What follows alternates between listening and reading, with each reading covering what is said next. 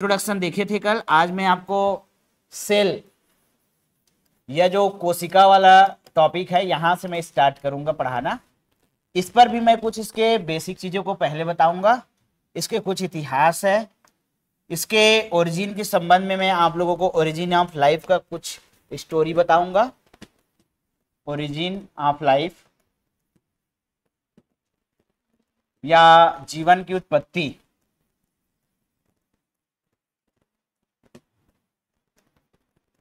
आप लोग इसको समझिएगा, ये हमारे लिए क्यों इम्पोर्टेंट है। ये है हमारी पृथ्वी और ये है पानी, सागर, महासागर आप यहां पर लिख सकते हो। ये है हमारा समुद्र। अब मैं थोड़ा सा पृथ्वी का जब उत्पत्ति हुआ था उसके समय के बारे में थोड़ा सा शॉर्ट स्टोरी बता रहा हूँ, क्योंकि मैं बिग बैंग थ्योरी से लेकर आपको बताऊंगा तो 2-3 क्लास लग जाएगा उसमें, तो आप केवल उसको शॉर्ट कहानी सुनिए। देखिए, जब धरती का निर्माण हुआ था उस समय जब यहाँ पर समुद्र बने स्टार्टिंग में, तो समुद्र का पानी गर्म था पहले, बाद में लाखों साल तक बरसात होते रहा, तो ये धीरे धीरे समुद्र का पानी क्या होते गया, ठंडा होते गया। जब समुद्र का पानी ठंडा हुआ तो चारों तरफ पानी ही पानी था, चारों तरफ पानी ही पानी। आप लोगों को भूगोल में पढ़ाया जाएगा कि कैसे स्थलों का विकास हुआ है, ठीक है। पहले पानी ही पानी था, बाद में जो है वो क्या हुए, जब सिस्टमेटिक अरेंज हुए, सिस्टमेटिक तरीके से जब वो पानी एक जगह पर स्टेबल हुआ, मौसम धीरे धीरे जब स्थायी हुआ, तब समुद्र का पानी शांत हुआ। अगर पृथ्वी को देखा जाए तो उसका आकार गोल नहीं है, वो उबड़ खाबड़ है। ऐसे जैसे एक मिट्टी का जो टुकड़ा है या एक पत्थर का टुकड़ा इरेगुलर शेप में होता है, वैसे ही हमारा पृथ्वी का आकार है, चपटा। तो इसमें पानी भरा हुआ था एक लेवल पर, ये दिखता है।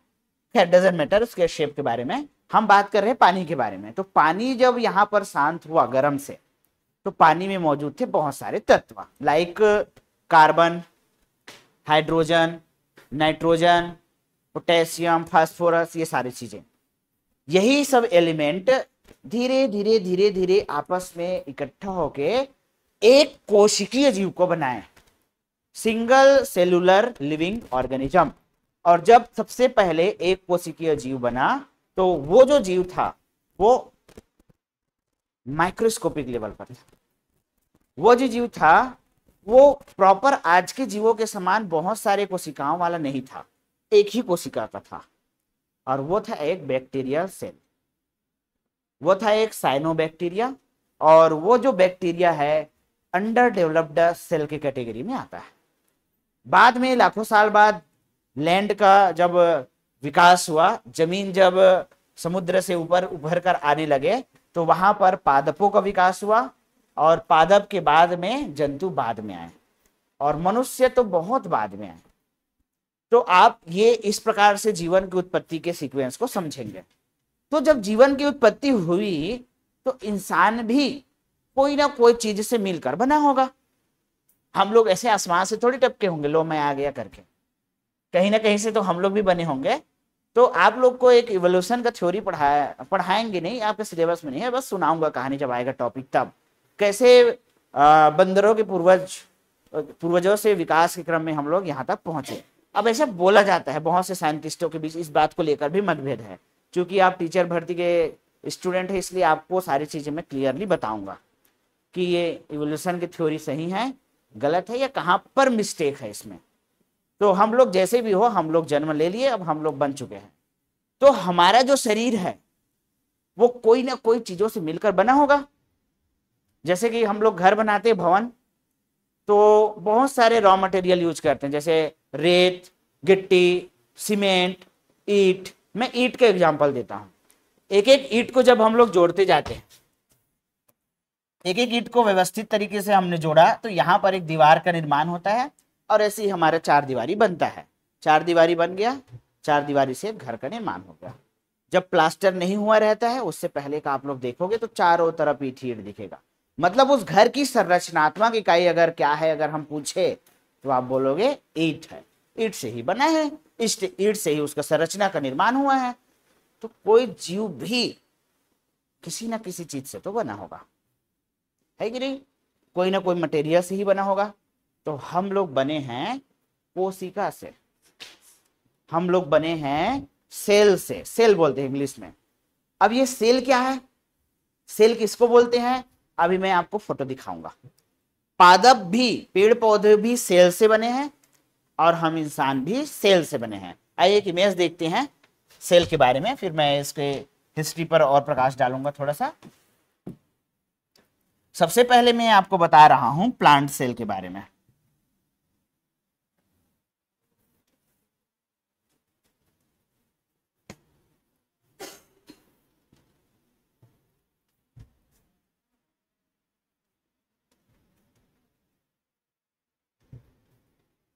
आप लोग सेल के बारे में जो भी चीजें पढ़े थे, बायो का टॉपिक है, सबको 3D इमेजेस वीडियोस के माध्यम से समझेंगे। हमारे पास आज डिजिटल बोर्ड है, हमारे पास सारा सुविधा है, आपको कोई दिक्कत नहीं होगा। यहाँ पर थोड़ा सा आप लोग सेल के बारे में समझिएगा। ये जो आप लोग स्ट्रक्चर देख रहे हो, ये पेड़ पौधों के बनाने वाला सबसे स्मॉलेस्ट पार्ट है, इसको हम लोग बोलते हैं कोशिका। पेड़ पौधे का निर्माण इसी से हुआ है।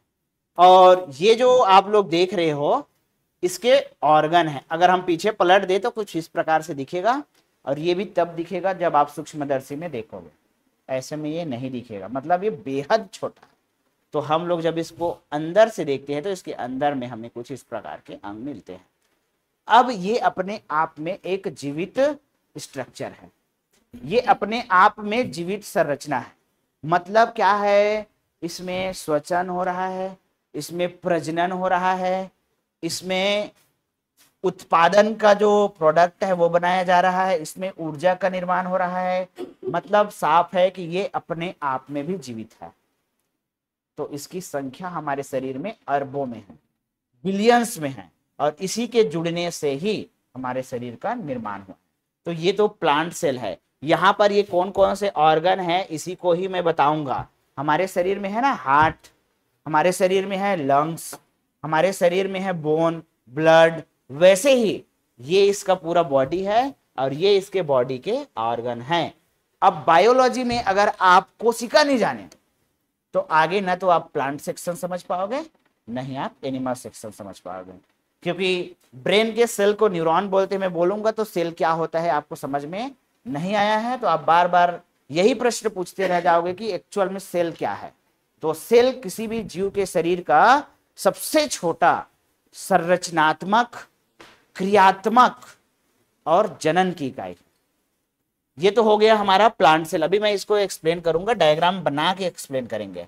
नेक्स्ट मैं आपको दिखा रहा हूं एनिमल सेल, जिससे हम इंसानों का शरीर बना है।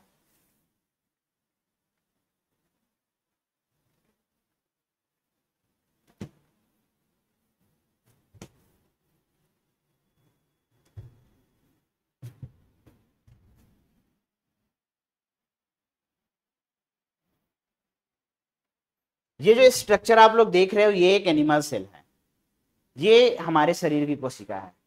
इसके अंदर के सारे पार्ट्स आप लोग देख रहे हो, ये पर्पल कलर का जो दिख रहा है ये न्यूक्लियस कहलाता है। इसी के अंदर में होता है डीएनए और आरएनए। हमारा शरीर का निर्माण इसी डीएनए के कारण हुआ है। हमारा शरीर का निर्माण कैसे होगा वो यही डीएनए बताता है। तो आप लोग डीएनए के बारे में तो सुने होंगे, जेनेटिक्स 9वीं 10वीं से शुरू हो जाता है। तो आपको मैं डिटेल में बताऊंगा ये सब क्या है, इसके फंक्शन क्या है और हमारे शरीर में ये क्यों जरूरी है पढ़ना। तो आप लोगों को मैं अभी सेल से स्टार्ट कर रहा हूं। सबसे पहले मैं इसका हिस्ट्री आप लोगों को बता देता हूं। जैसे मैं अभी अभी आप लोगों को बता रहा था ओरिजिन ऑफ लाइफ के बारे में, तो जो सबसे पहला जो कोशिका बनता है वो है बैक्टीरियल सेल। और बैक्टीरिया सेल सबसे पहले बना, सबसे पहले, प से पहले और प से एक शब्द मैं लिख रहा हूं यहां पर, प्रोकैरियोटिक। हिंदी में भी मैं लिख रहा हूं प्रोकैरियोटिक। सबसे बनने वाला जो सेल है वो प्रोकैरियोटिक था। प्रो का मतलब होता है प्राचीन, पुराना, और कैरियोन का मतलब होता है भाई केंद्रक, या इसको बोलते हैं न्यूक्लियस। केंद्रक या न्यूक्लियस। अब यहां पर न्यूक्लियस शब्द का इस्तेमाल क्यों किया गया है, क्योंकि जो कोशिका बना था उसका जेनेटिक मटेरियल ऐसे ही कहीं पड़ा था और बाकी के अंग ऐसे ही थे, ये पूरा डेवलप नहीं था, इसलिए इसको बोला गया प्रोकैरियोटिक कोशिका। और बाद में जो डेवलप्ड सेल बने, जब जमीन का विकास हुआ, तो उसको बोला गया यूकैरियोटिक कोशिका। तो इसके बाद में क्या आया बताया मैंने, तो इसके बाद में आए प्लांट पादप आए, इसके बाद में आए एनिमल या इसको बोलते हैं हम लोग जंतु, और इनको हम लोग रखे यूकैरियोटिक में, यूकैरियोटिक सेल हमने कहा। तो ये भैया इसका इतिहास है, यूकैरियोटिक कोशिका इसको कहेंगे। तो अगर मैं बोलूंगा ये प्रोकैरियोटिक कोशिका है, तो आप समझ जाइए ये अंडर डेवलप्ड सेल के बारे में बात हो रहा है, या एक कोशिकीय अविकसित कोशिका के बारे में बात हो रहा है।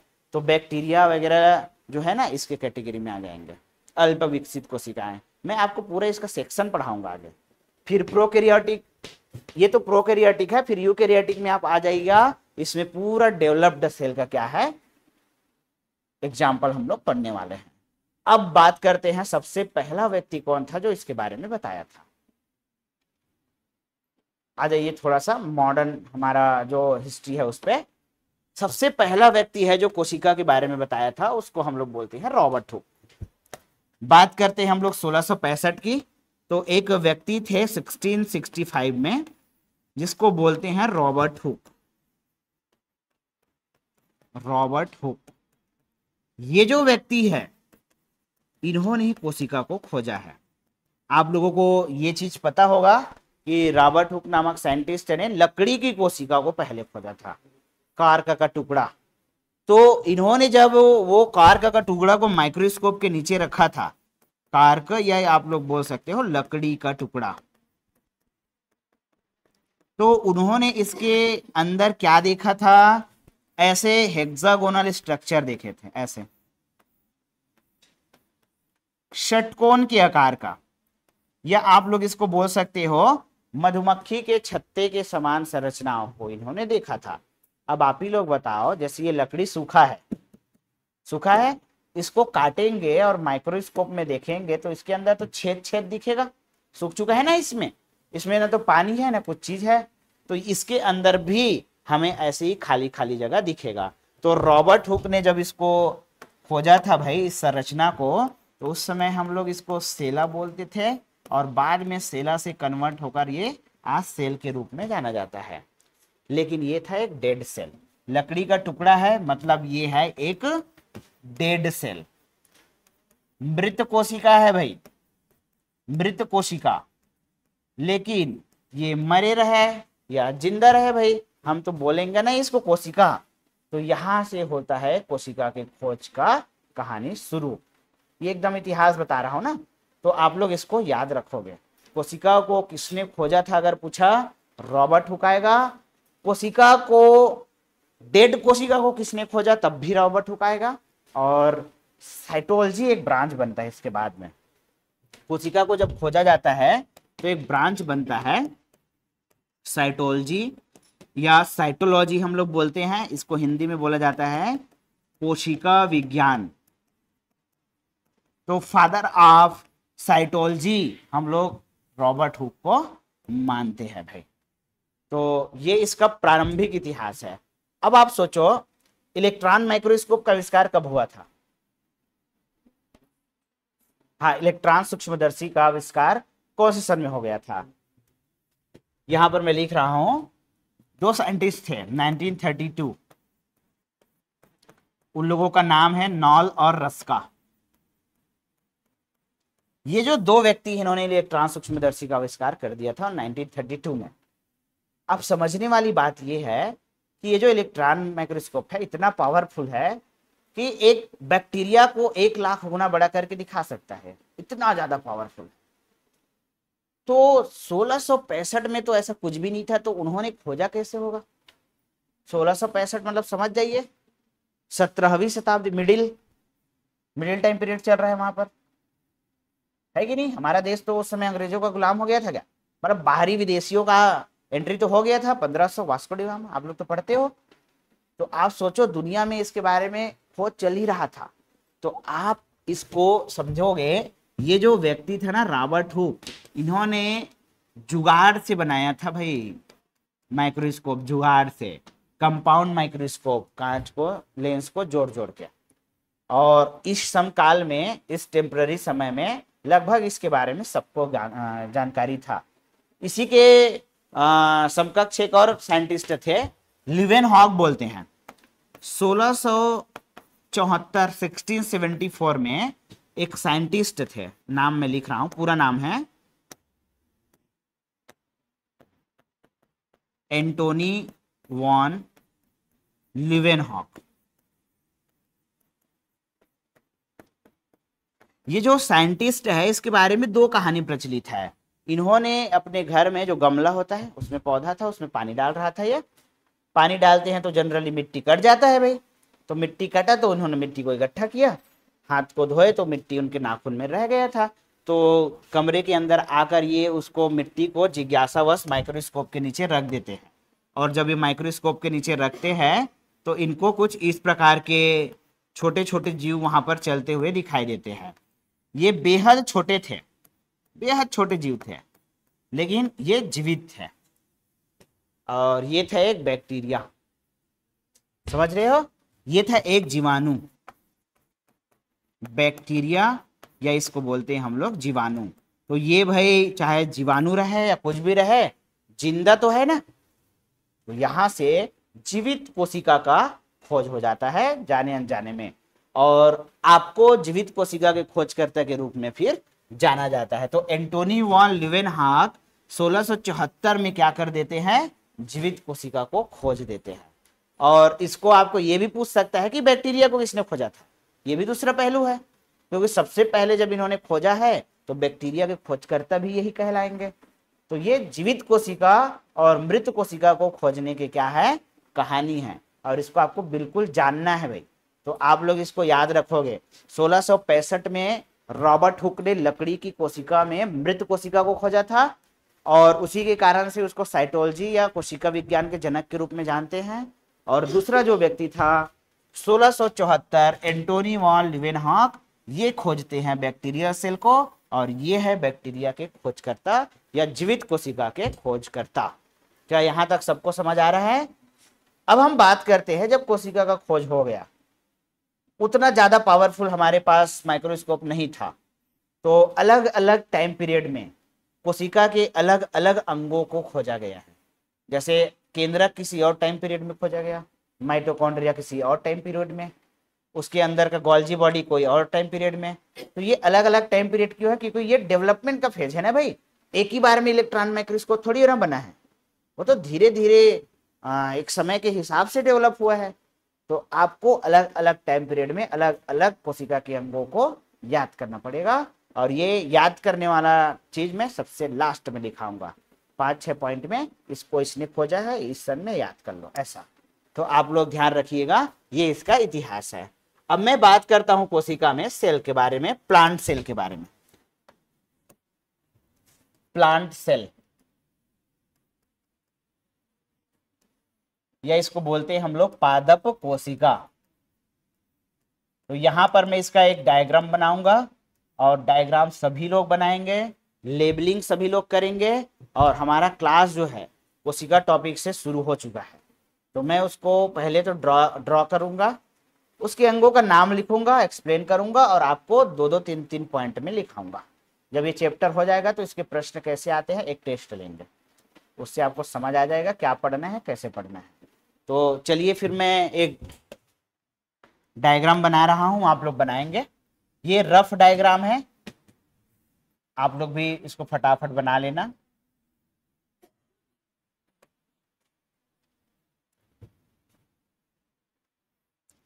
बिना डायग्राम के आपके बायो में कुछ भी समझ नहीं पाओगे आप, इसलिए डायग्राम सभी लोग बनाएंगे।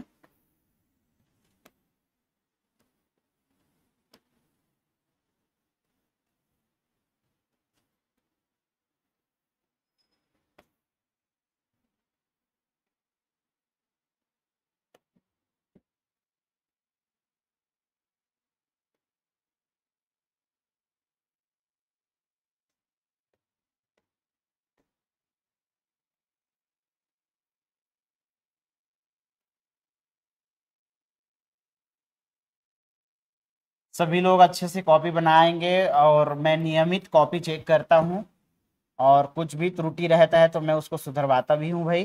तो आप लोग सब लोग कॉपी एक प्रॉपर बना लेंगे। कभी भी बिना कॉपी के पढ़ाई नहीं हो सकता है, एक फेयर कॉपी बनाना पड़ेगा।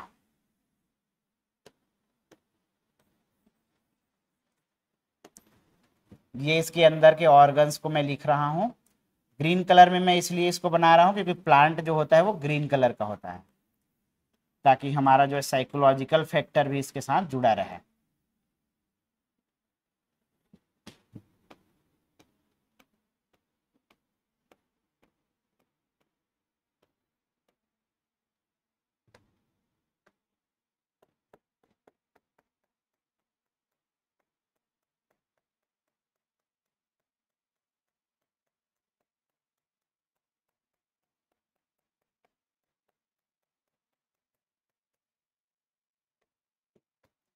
इसके नामों को मैं लिख देता हूं।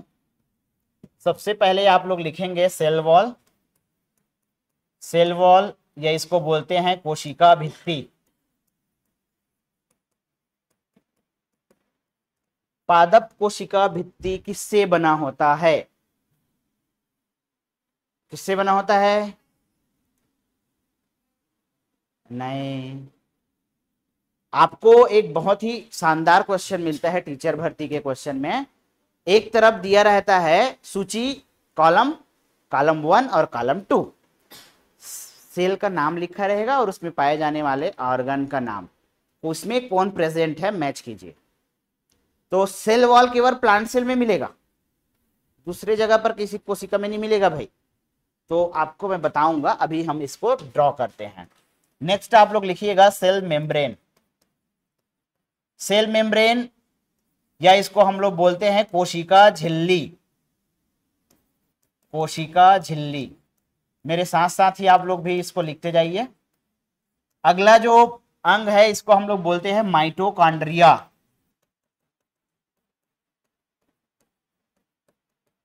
माइटोकॉन्ड्रिया क्या करता है? ऊर्जा बनाता है, लेकिन अब ये नहीं पूछेगा भाई, अब इसका ट्रेंड बदल चुका है। नेक्स्ट लिखिएगा आप लोग, इसको गोल वाला जो हिस्सा देख रहे हैं इसको बोलते हैं न्यूक्लियस। न्यूक्लियस या इसको बोला जाता है केंद्रक। अगला जो पार्ट है इसको बोलते हैं हम लोग, ये जो बटरफ्लाई जैसे देख रहे हैं इसको बोलते हैं ईआर, एंडोप्लाज्मिक रेटिकुलम। मैं इसका फुल फॉर्म यहीं पर लिख देता हूं, एंडोप्लाज्मिक रेटिकुलम। हिंदी में क्या बोलते हैं इसको? अंतः प्रद्रव्य जालिका। यहां पर लिख देना आप लोग, अंतः प्रद्रव्य जालिका, इस नाम से हम लोग इसको जानते हैं। नेक्स्ट आप लोग लिखिएगा, इसको वैक्यूल बोला जाता है। वैक्यूल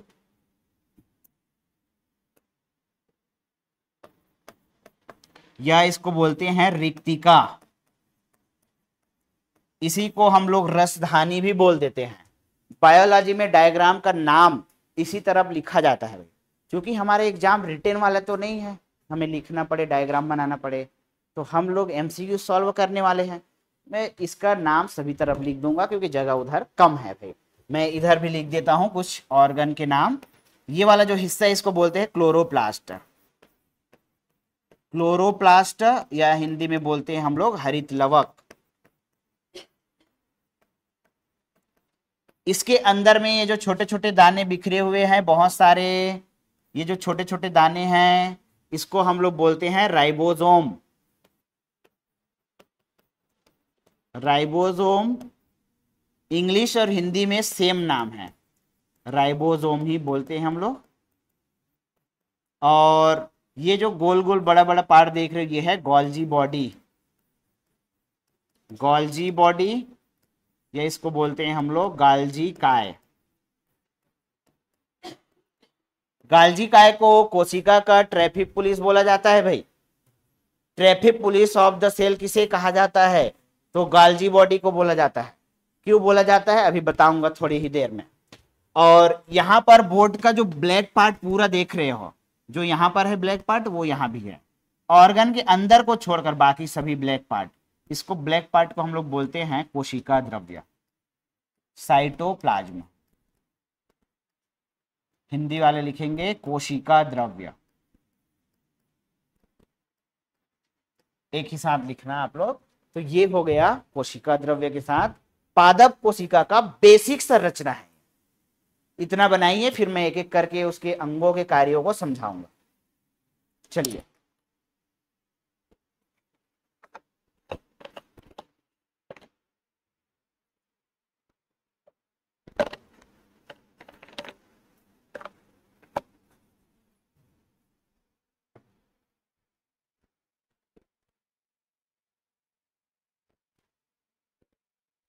हो जाएगा तो बताएंगे ना।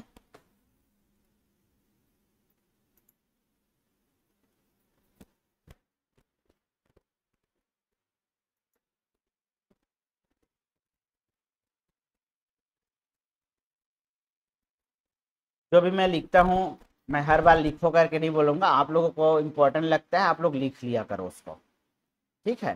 क्योंकि बहुत सारे चीजें मैं बोल देता हूँ, लिखवा नहीं पाता हूँ, तो आप लोग जो सुनते हो आप उसको, इंपॉर्टेंट चीज है लिख लिया करो। यहाँ पर मैं जो भी बता रहा हूँ सभी काम की चीजें हैं, सभी चीजें काम की है।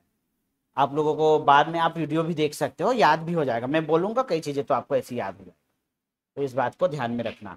बन गया क्या सभी का डायग्राम? राइबोसोम, ये छोटे छोटे जो बहुत सारे दाने बिखरे हुए, ये राइबोसोम। कोशिका द्रव्य, ये जो ब्लैक बोर्ड का कलर देख रहे हो वो पूरा ब्लैक पार्ट है, पूरा ब्लैक पार्ट है। यहां पर मैं राइबोसोम है, पूरा बिखरा हुआ है ना, वो है साइटोप्लाज्मा। यहां पर देखिए, ये जो आप लोग येलो पार्ट देख रहे हो इसके अंदर में पूरा, ये जो येलो पार्ट, ये जेली जैसा जो दिख रहा है, ये है साइटोप्लाज्मा। और साइटोप्लाज्मा के अंदर में ही सभी इसके अंग मौजूद है, ये धसे हुए उसी में। जैसे एक कटोरी में खीर लेंगे हम लोग और ऊपर से काजू को काट के डालेंगे उसमें, तो ऐसे ऊपर से गिराएंगे तो धस जाएगा बीच बीच में। बिल्कुल ऐसा ही ये साइटोप्लाज्मा खीर जैसा पदार्थ है, इसके ऊपर में ये सॉलिड चीजें रखी हुई है ताकि आपस में ये टकराए मत, आपस में कोलैप्स मत कर जाए। समझे कि नहीं समझे? अब एक एक करके मैं आपको इसके ऑर्गन को एक्सप्लेन कर रहा हूं, ध्यान से समझिएगा। ये जो प्लांट सेल में है, इसके सबसे स्पेसिफिक ऑर्गन के बारे में बात करें तो वो है क्लोरोप्लास्ट। क्लोरोप्लास्ट में क्या होता है? क्लोरोप्लास्ट में होता है प्रकाश संश्लेषण की घटना। और क्लोरोप्लास्ट को मैं हेडिंग डाल के आपको सबसे पहले इसके ऑर्गन को एक्सप्लेन कर रहा हूं। बहुत ही इंटरेस्टिंग पॉइंट है और आप लोग इसको समझिएगा। आप लोगों ने अभी तक पढ़ा है C6H12O6 कार्बोहाइड्रेट, ये जो ग्लूकोज आप बोल सकते हो, इसका निर्माण करता है कोई भी पौधा प्रकाश संश्लेषण के द्वारा। ये बनता कैसे है, ये कहां पर बनता है, और इसको बनाने वाले पदार्थ कौन कौन से हैं, कौन से अंग में इसको बनाया जाता है, वो सब मैं आपको अभी यहीं पर बताने वाला हूं डिटेल में। तो वो जो अंग है वो है क्लोरोप्लास्ट। अभी अगर आप लोग इमेज में देखोगे तो यहां पर जो ये छोटा सा कैप्सूल जैसे संरचना देख रहे हो ना ग्रीन कलर का, ये होता है क्लोरोप्लास्ट या हरित लवक। तो प्रकाश संश्लेषण की घटना यहीं पर होती है। और इसको समझने के लिए मैं एक हेडिंग डाल रहा हूं और आपके सामने एक एनिमेशन चला रहा हूं।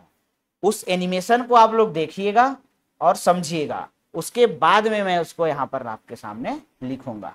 पहले एनिमेशन ही देखिएगा। फोटोसिंथेसिस या प्रकाश संश्लेषण की घटना यहां पर कैसे घटित हो रहा है।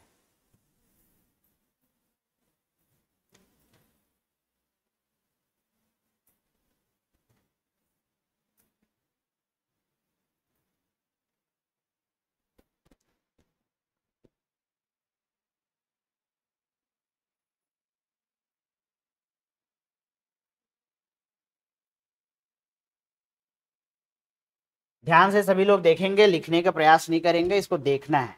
मैं इसको समझाऊंगा आप लोगों को एक्सप्लेन करके। दांत में बहुत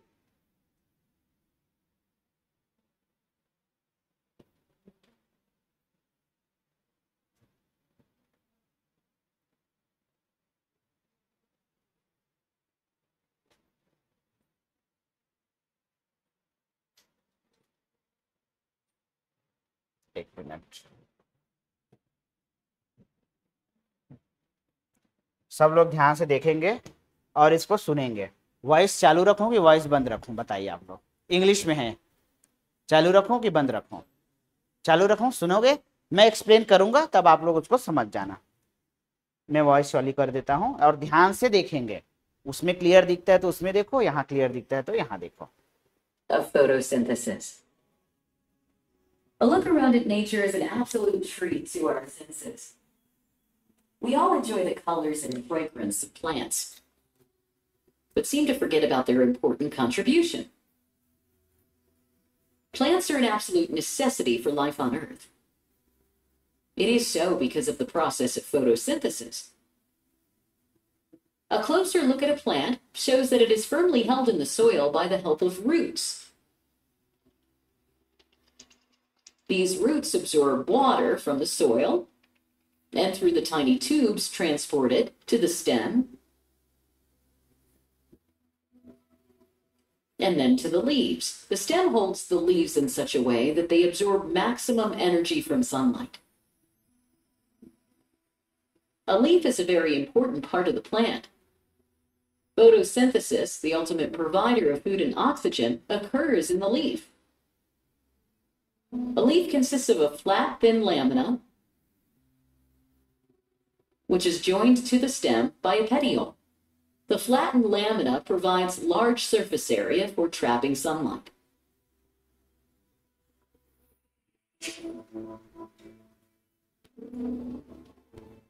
A cross-section of the leaf shows the upper and lower layers of cells, which are flat and irregular. Below the upper layer is the layer of tightly packed cells. These cells have specialized organelles called chloroplasts. Chloroplasts contain the pigment chlorophyll, which gives the green color to the leaf. The next layer has loosely arranged cells with large air spaces. The section also shows tubes specific for transporting the absorbed water into the leaves. The lower layer has many pores called stomata. Each stoma is surrounded by 2 guard cells, which regulate opening and closing of the stomata. A leaf absorbs carbon dioxide from the environment through these stomata, which, after passing through air spaces, enter into the chlorophyll-containing cells.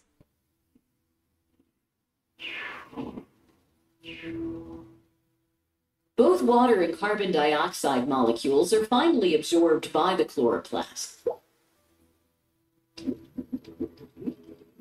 These chloroplasts also have the capacity for trapping energy from sunlight. And this energy is used to synthesize glucose and oxygen from carbon dioxide and water. These oxygen and glucose molecules diffuse out of the chloroplast.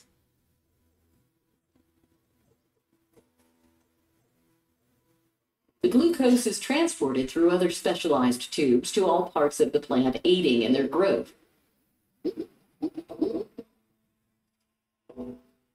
The oxygen present in these air spaces diffuses out through the stomata. So, during photosynthesis, oxygen is given as the life-sustaining gaseous component of the atmosphere, while glucose or food is transported to all parts of the plant and used for growth. To summarize, अब देखिए, अब यहां से हमें teacher भर्ती में कैसे question पूछ सकता है, जो पूछा गया है उसको बता रहा हूं।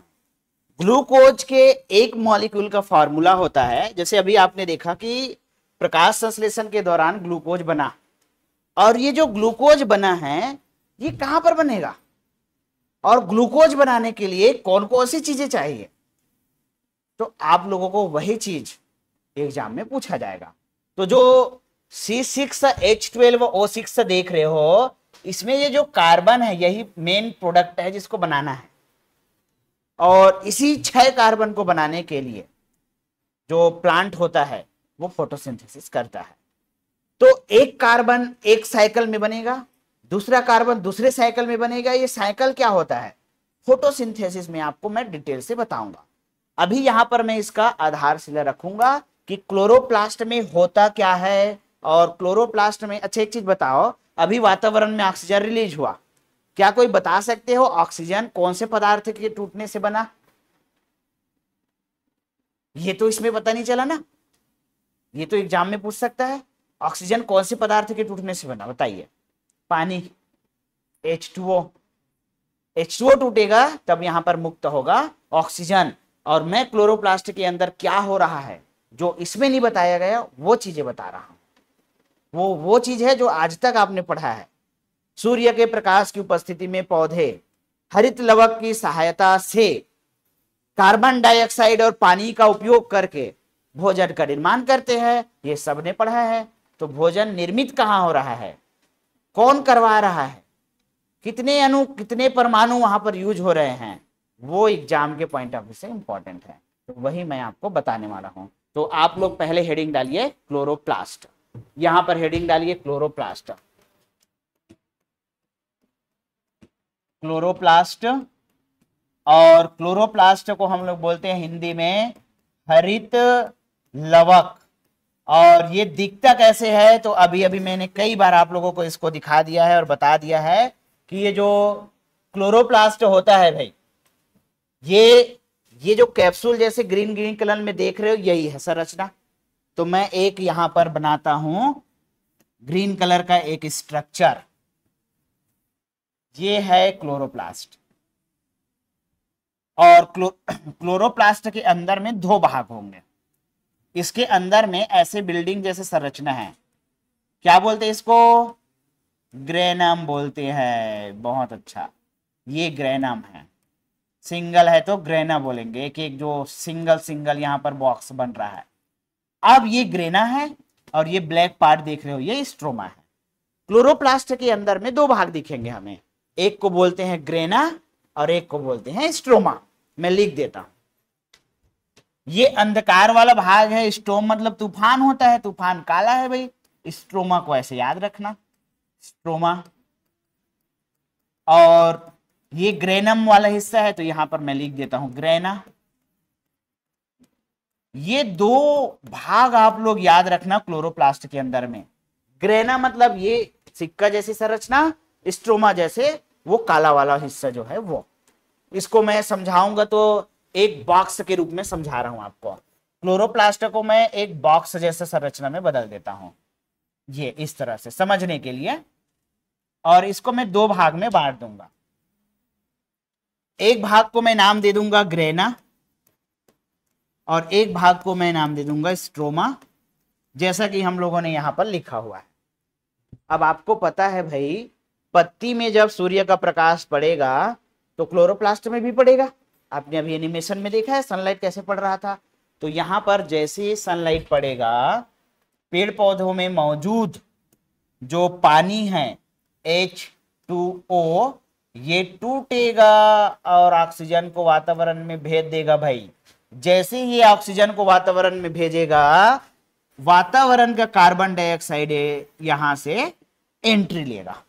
मतलब साफ है, ये जितना गैस छोड़ेगा उतना गैस को ये एब्जॉर्ब करेगा। नियम तो बराबर होने चाहिए ना। आपके जगह में कोई बैठा है, वो उठेगा तभी आप बैठोगे। स्पेस नहीं होगा हमारे बॉडी में या किसी भी एनिमल के बॉडी में। तो जो गैस निकला है वहां पर एक गैस आकर जगह क्या कर लेता है, कैप्चर कर लेता है। तो प्लांट में हम देखते हैं जैसे ही ऑक्सीजन निकला, यहां पर कार्बन डाइऑक्साइड को एब्जॉर्ब कर लिया गया। तो यहां तक तो ठीक है। अब ये पानी का ऑक्सीजन निकल गया वातावरण में, तो बचा क्या? हाइड्रोजन बचा ना। तो हाइड्रोजन का उपयोग करके यहां पर बनाया जाएगा NADPH। इसका फुल फॉर्म होता है निकोटिनामाइड एडिनिन डाइन्यूक्लियोटाइड फॉस्फेट। आम भाषा में समझना, फ्यूल है ये फ्यूल। आपको बोलूंगा खाना बनाना है तो आप ईंधन का प्रयोग करोगे, लकड़ी, कोयला या गैस का, तभी तो खाना बनाओगे। ये भी खाना बनाएगा भाई, इसको भी एनर्जी चाहिए उसको बनाने के लिए। तो NADPH एक एनर्जी है, फ्यूल है ये। यहां पर एटीपी बनेगा। इसका फुल फॉर्म में लिख देता हूं इधर, आप लोग इसको लिख लेना। Nicotinamide, adenine, dinucleotide, phosphate.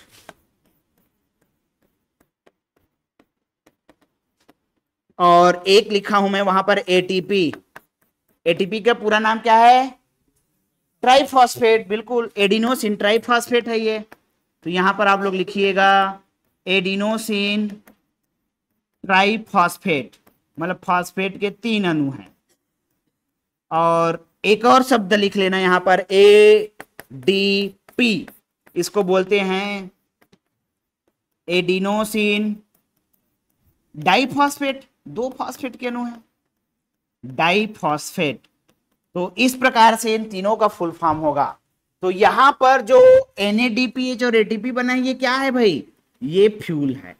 अभी भोजन नहीं बना है, ध्यान रखिएगा।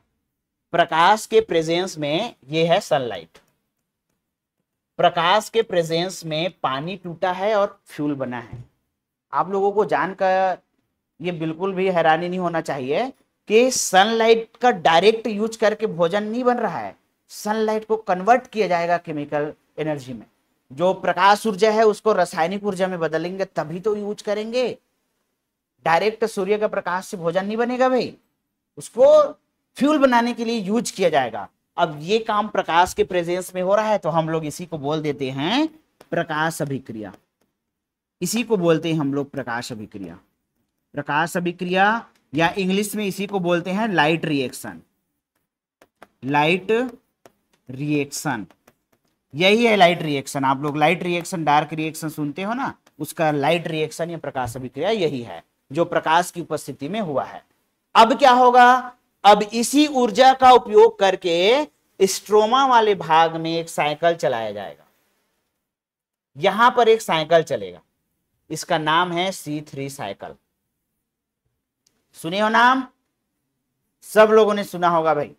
C3 साइकिल को बोलते हैं केल्विन चक्र, और केल्विन चक्र के माध्यम से ही कार्बन बनेगा।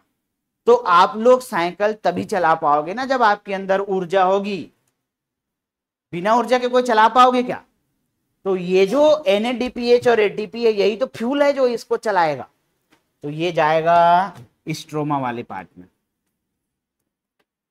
और यहां पर इस साइकिल को चलाएगा क्योंकि वो ऊर्जा है भाई, और ऊर्जा के माध्यम से ये साइकिल चलेगा। जैसे ही ये ऊर्जा इस साइकिल को रन करता है, ये एक स्टेप, जैसे ही एक राउंड घूमेगा, यहां से एक कार्बन रिलीज किया जाएगा, यहां से एक कार्बन रिलीज किया जाएगा, और एक कार्बन रिलीज हो गया। अब ये ऊर्जा खो देगा अपना।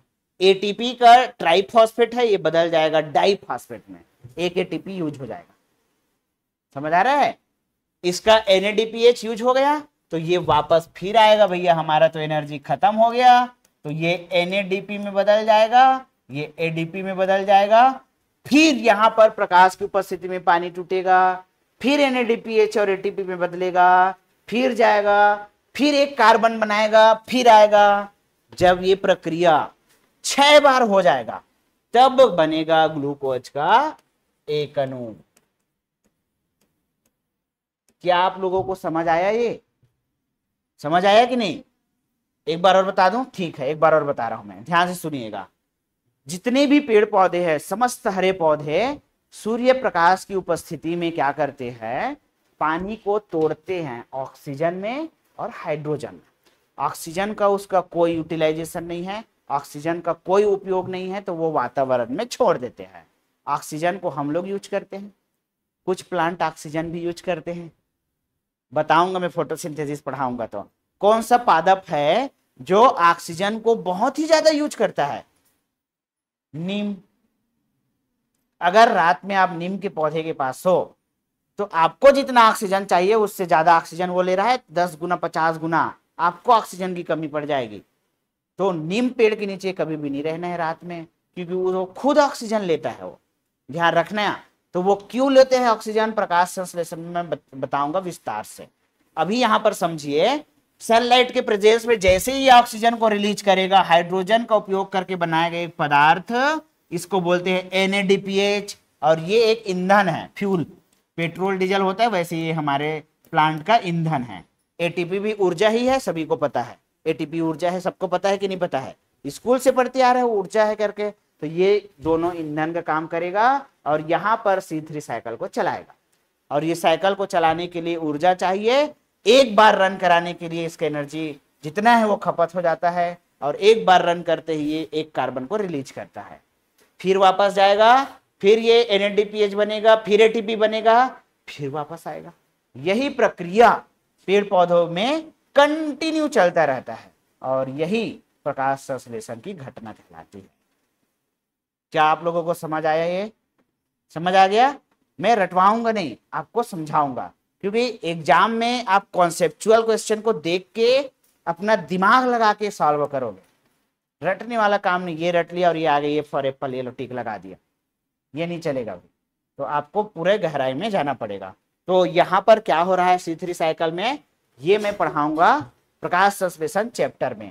अभी मैं कोशिका पढ़ा रहा हूँ, और कोशिका में क्लोरोप्लास्ट क्या है वो बता रहा हूँ। तो ये जो अभिक्रिया है ये प्रकाश के प्रेजेंस में हुआ, तो इसको प्रकाश अभिक्रिया बोले। ये साइकिल चलने के लिए प्रकाश की जरूरत नहीं है, तो इस अभिक्रिया को बोलेंगे डार्क रिएक्शन।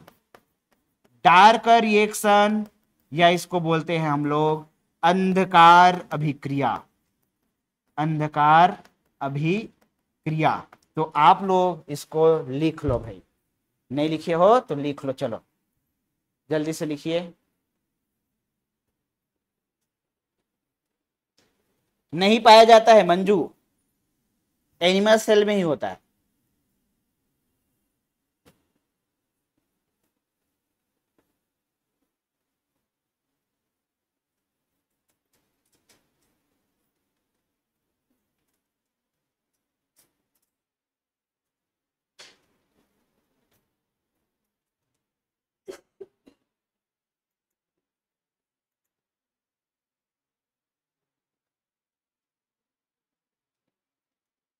बिल्कुल नया कॉन्सेप्ट है, यही पढ़ना है आपको, तभी तो आप विषय के कॉन्सेप्ट को समझोगे। और एक टीचर को कॉन्सेप्ट जरूर याद रहना चाहिए। तथ्यों को कोई भी रट लेगा, तथ्यों को क्या है, बच्चे भी रट लेते। ए फॉर एप्पल, एप्पल भले ना देखा हो जीवन में हो, लेकिन रट लो लेता है ना वो। आपको कॉन्सेप्ट क्लियर रखना है भाई, टीचर हो आप। तो चलो इसके आगे का मैं अगली क्लास में कराऊंगा।